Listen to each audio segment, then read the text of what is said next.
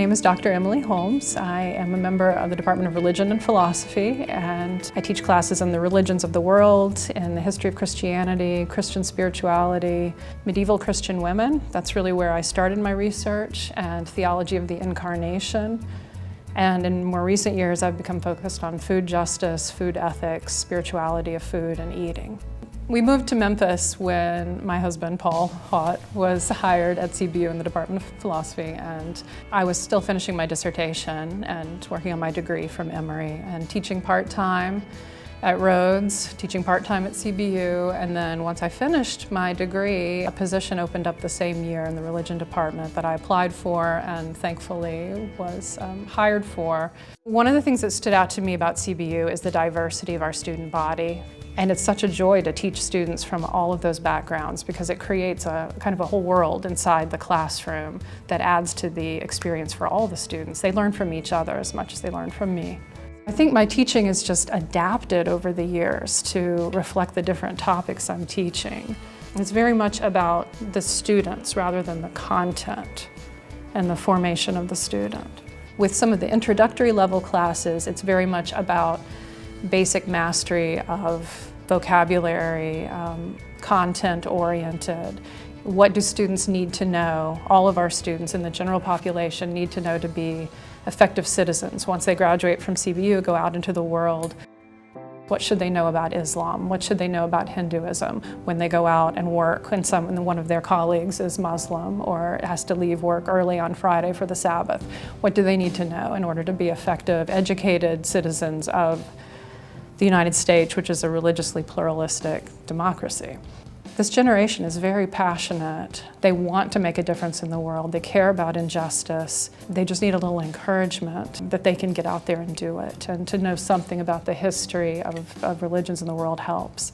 I think it was about 15 years ago now that I started really paying attention to where my food comes from. I lived in Atlanta at the time and shopped at your DeKalb Farmers Market. And for every produce item, it was labeled where the food came from, what state or what country. And I started to think about food miles, how far food travels to reach us, and the amount of waste that goes into that, the effects on carbon emissions that goes into that, to our food system. And so I intentionally started making better choices about where I spent my food dollars. Do I want to support my local farmers, or do I want to pay a corporation that is producing something that's not good for me? Since this movement seems to be happening in the United States right now, I want my academic research and teaching to reflect that as well, so that our students are aware of what's going on and part of it.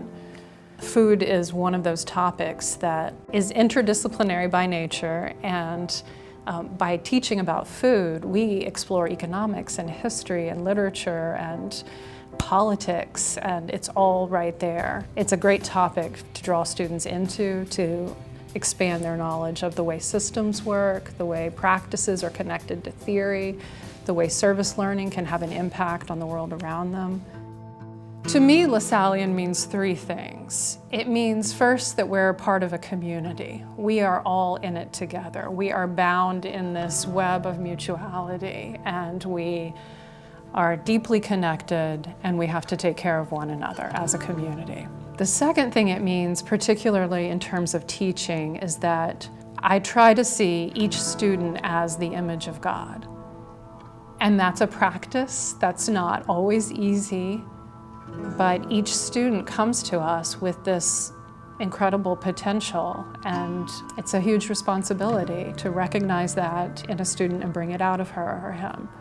De La Salle didn't put it this way, but that there is a kind of preferential option for the poor at work in our mission, that everyone deserves access to a great education, and those who stand to benefit from that the most are those who historically have been deprived of access to that education.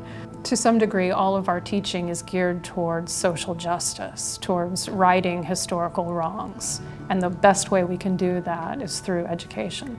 I was completely flabbergasted when I heard about the award. I think it speaks to the investment of our young alumni in this institution, that because they're the ones who would have had me as a professor. So It speaks to their involvement and their dedication to the success of CBU, and if I've played some small part in that, that's my honor. CBU has given me the space and the support to do the work that I feel called to do.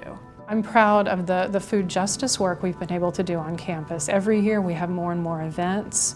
We have recently renegotiated our contract with Aramark to increase sustainability initiatives on campus.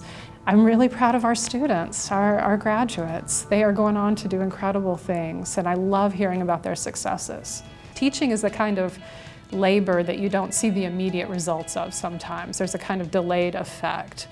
When students leave from CBU, I want them to know that they can make a difference in the world, that they get to decide what kind of person they want to be and what kind of world they want to live in. That's something we co-create together.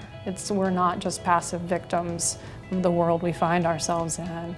With global climate change and poverty here in Memphis, structural racism, violence against women, there are so many problems in the world. It feels like at this time we need all hands on deck. You know, we need our graduates to go out and make a difference, and they can do it, and I want them to believe that they can do that.